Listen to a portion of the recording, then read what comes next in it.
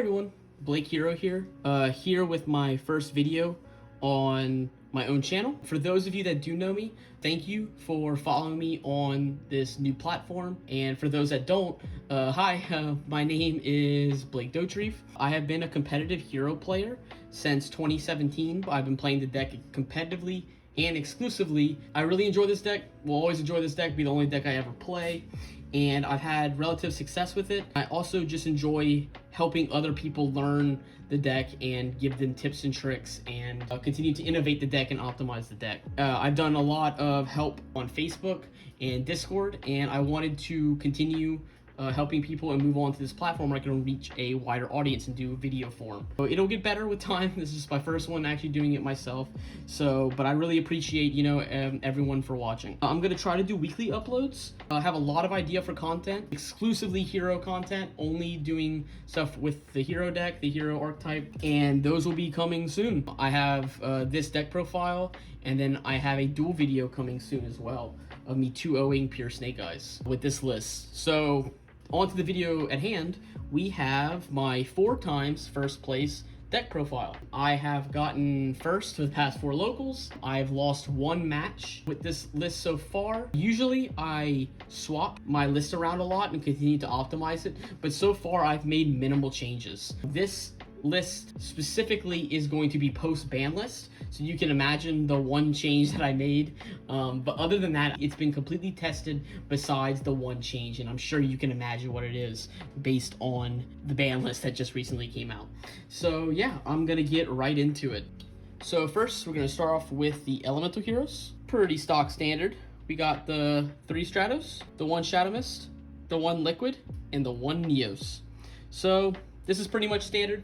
The only thing I'll mention is the fact that some people play 2 Stratos. I always will play 3. 3 can come up in certain hands, certain combos, but mostly just because I want to give myself the highest chance to actually open a starter. And Stratos plus any hero can do everything except for set up Plasma. And that's extremely powerful has little cards you had to invest. That's it for the elemental heroes. Next, we'll go on to the Vision. This is the engine that really gets the deck going, but I'm sure most of you that are watching know this. We're playing the 3 Ferris, the 2 Vion, and the 2 Increase. Now this is extremely standard. The only thing to really talk about here is some people play 3 Vion, I've seen, and I have actually thought about considering cutting the 1 Increase to play the 3rd Vion because it is a 1-card starter, but I haven't really had that come up. I've just been playing this.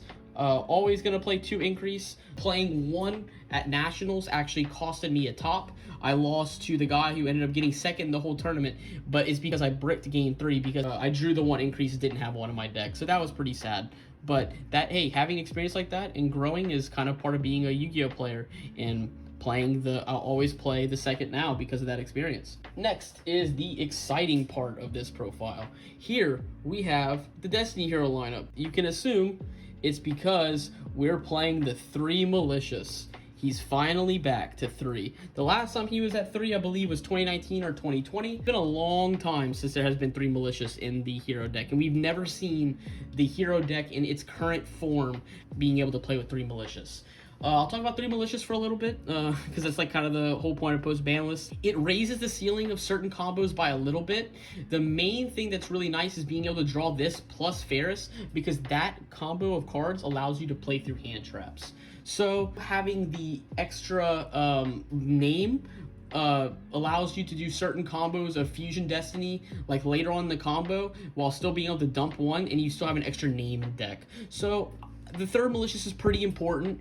It might actually be more important in other strategies, sadly, but that's kind of always been the case with this card. But it is still really exciting to actually get to play 3 Malicious. But that's not all the Destiny heroes. We're, of course, playing the 1 Denier and the 1 Plasma. This is like 4 Malicious now, which is crazy.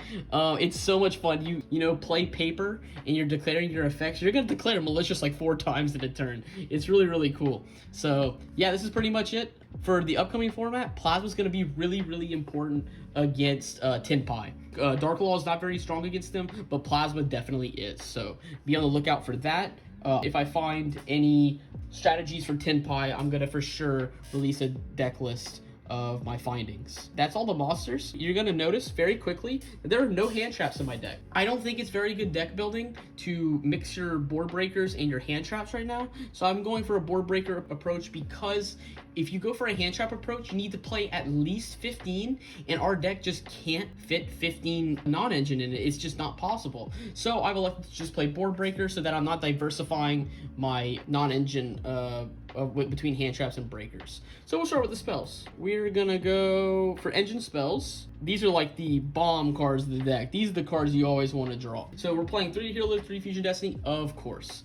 So speaking to one of the videos that I really want to make is using math, especially with the hero deck. Now there are 2 approaches. One approach that is playing like 44, 45 cards is where you really see the benefits of playing that high of amount of cards. It allows you to not draw certain cards like your Miracle, like your Favorite Contact, like your Increases. Now, the opposite side is playing less cards, so you can always draw one of these. Spoiler, I always play close to 40 cards. I like the 41 to 42 sweet spot, because that gives you a small percentage to not draw some of the cards you don't want to draw, but by playing 3 ofs, you have a higher chance to draw these bomb cards. And you always want to see these cards, because these are the cards that allow you to push through boards and play through hand traps a lot better, is these 6 cards. So there's not really much more to say. You should always max out on these. Next, continue with the engine spells. We're playing 3 Mass Change. I have played every single ratio of this card, this format. I've played 1, 2, and I've played 3. Now, the thing about it though is that, like, going through each one, 2 seems to be the standard. It's like a card you see sometimes, but not all the time. And that's a really good theory for Mass Change, because the card doesn't do anything on its own. Playing 1, I also have liked. Playing the 1 allows you to play more non-engine, and you can search this at the end of the combo if you need it with Shadow Mist off of Wake Up. Now, 3 is what I'm playing currently. Right now, it seems to be very, very popular to play hand traps, and a lot of people are playing upwards of 15, and then even Snake Eyes and Tenpai Coming is playing like 20. So you really want to try to beat these hand traps. Mass Change, if you start before you play on a Shadow Mist or any Dark Hero, you can play around Droll. It turns off Veiler for the rest of the turn. Also, if you want to hold your Mass Changes, it allows you to beat Imperm, Mourner, and Veiler as well, and those are all extremely popular and powerful cards this format, and that just seems to be what most people are on, is a lot of hand traps. So currently, one of the whole points of this build is to beat hand traps. Instead of playing the hand trap war back and forth, I want to break through that mold. So I'm playing 3 Mass Change, and you can start keeping count of cards that beat hand traps. Currently, we're at 3. Next, we'll go on to the rest of the engine spells and trap. We are playing our engine requirements, and we're playing our 2 consistency cards. So these, like I'm saying, you have to play these as engine requirements. These are consistency, and also some people are electing to play 2 polymerization or more. I do like that. I think it's really interesting, and I've played that in the past, mostly because Tier would mill it off your deck. But now, with Tier being gone, the only deck you have to worry about getting it off the top of your deck is Runic, and we'll just have to see if the stun deck increases in popularity. That's the only reason I can see to really wanting to play more than 1. I like 2 poly, but I really wanted to fit as many board breakers non-engine as possible while still fitting 3 Mass Changes, some need to be cut. 2 poly could also be really cool because Malicious is at 3, and it could also let you set up plays with Dystopia, but at the moment I'm just going to play 1, and if that changes, I'll for sure reflect it in a new deck profile. And then next, I will go on to the rest of the main deck. The rest of the main deck is just going to be non-engine. So starters, we're playing 2 Droplet, 1 Call By. The only thing I do not like about this list is the 2 Droplet. Droplet should be a 3 of, logically. The problem is I really wanted to play no more than 42, and I couldn't find anything to cut. Droplet isn't very good into hand traps because it forces you to pitch another card, which isn't really good for card economy when you go first, but it is phenomenal going second. So I have elected just to play 2 of it. We might try to bump it up to 3 if I'm able to find something else to cut, maybe go down to 2 Mass Change, play 3 Droplet, but at the moment I've been liking 2, and I've been seeing it when I need it, and that's kind of the whole point. And then next I'm playing the 1 Call By, just another card to beat hand traps, not really much to say here. So this is our 4th card to beat hand traps. Next, we have the rest of the non-engine. So for starters, we're playing 3 Triple Tactics Talent, 3 Triple Tactics Thrust, and 1 normal trap of choice, the Black Goat Laughs. So Talents is so strong in this format. With the amount of hand traps people were playing, this card is such a huge swing. Every time I drew this card, first or second, I think I won. This card is just so unbelievably broken. You're gonna see in my duel video coming out soon, I actually use it to draw, and using it to draw actually let me win against Snake Eyes going second, which was really cool. And then playing Thrust. Thrust is probably the best non-engine in this deck specifically. I think Talents might be the best non-engine in the game right now, but Thrust in this deck specifically, because it bridges everything so well. It bridges your non-engine, it bridges your protection, like if you get hand trapped to death. It also can grab you Fusion Destiny and grab you Hero Lives. It can grab you all kinds of cards like Poly, Miracle, any of these cards that can just let you bridge your non-engine to your engine and be able to bust boards wide open. So that's the beating of hand traps. So the only thing left to talk about is the Black Goat Laughs as my normal trap of choice. Some people might think it's kind of weird. I've made a few posts talking about it. Anyone that follows me knows why I've been playing this. This card specifically is really, really strong in combination with Mass Change, where the other normal trap of choice generally for me is Daruma Karma Cannon, but that card forces you to book your Dark Law, which is the thing that really floodgates and chokes out Snake Eyes. This card protects Dark Law. So for example, if they try to go for SP Little Knight, it's very obvious. They're gonna have a Link monster plus any other monster.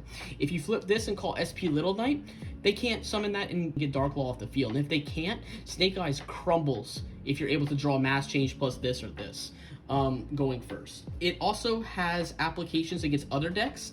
It has applications against Voiceless. If you call the new Skull Guardian retrain, they can't beat you going second. Also, being able to call certain things against Branded is extremely powerful. Whenever they try to go for Branded Fusion, you can just kind of tell what route they really need to go and you can stop them. And that's pretty much all the tier 1 decks. The main reason why this is also like the best normal trap of choice is it has application with Droplet.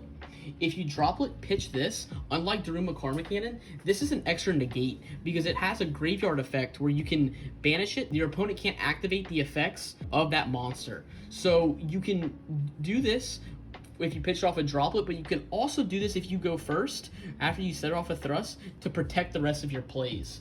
I think any normal trap that has such a powerful graveyard effect, it's just like, it helps so much on your turn 3 if you set it going first, because they probably will end on something, and this trades with that as well as stalling them out. You can call Flamberge as well if you don't have Dark Law, and that really stalls them out.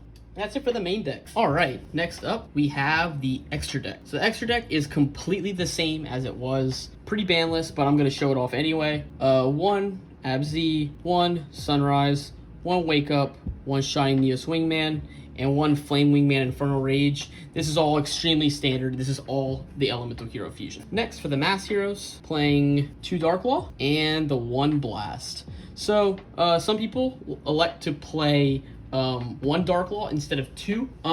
I like 2 because you can use the Wonder Driver to reset the Mass Change, to play around Imperms, to play around Mourners, and to play around Dark Rulers as well. Just being able to solidify Dark Law through all those cards is sometimes too much for a lot of decks to beat. And my Wind Mass Hero of choice is going to be Blast. The reason why I have to say of choice is because a lot of people are discussing playing Mass Hero Divine Wind against the new Tinpai deck coming out, because it has a Floodgate-esque effect that says your opponent can only declare 1 attack in the turn. Now, this could work if you summon Divine Wind in the battle phase and they don't preemptively go for something like Black Rose, but I have a feeling a lot of times Tinpai players are going to go Black Rose preemptively because there's going to be so many unknowns, and while they can summon a card that just blows up both the fields before they actually have to play, I think that's going to be the route they go, and I don't think that Divine Wind will come up much. I will definitely test it, and I will definitely come back with my findings of when Tinpai does release in the next few weeks. I will definitely make a cards you should play to beat Tinpai specifically in Hero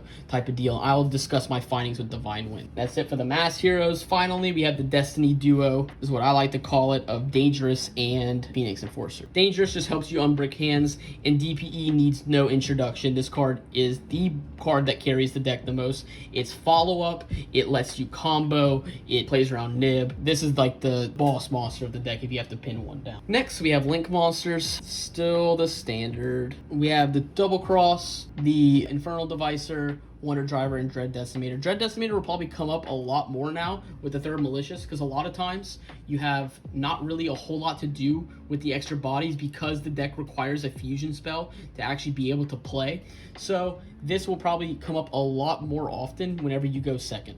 It's just so much extra damage. And that's it for the extra deck. Next up, we have the side deck. I'm gonna start off with the only monster in the side deck, the Destiny Hero Dark Angel. Now, post Banlist, I've seen a lot of people discussing Dark Angel because there was actually a Link Karibo ban, which is a Link 1 monster that you are able to link away the Dark Angel for, and then they weren't under Dark Angel anymore. Now, I think a lot of people are going to just replace Link Karibo with Anima, and then they can still just link it away. Especially the Voiceless Voice deck and the Snake Eyes deck are both going to continue to play Link 1s.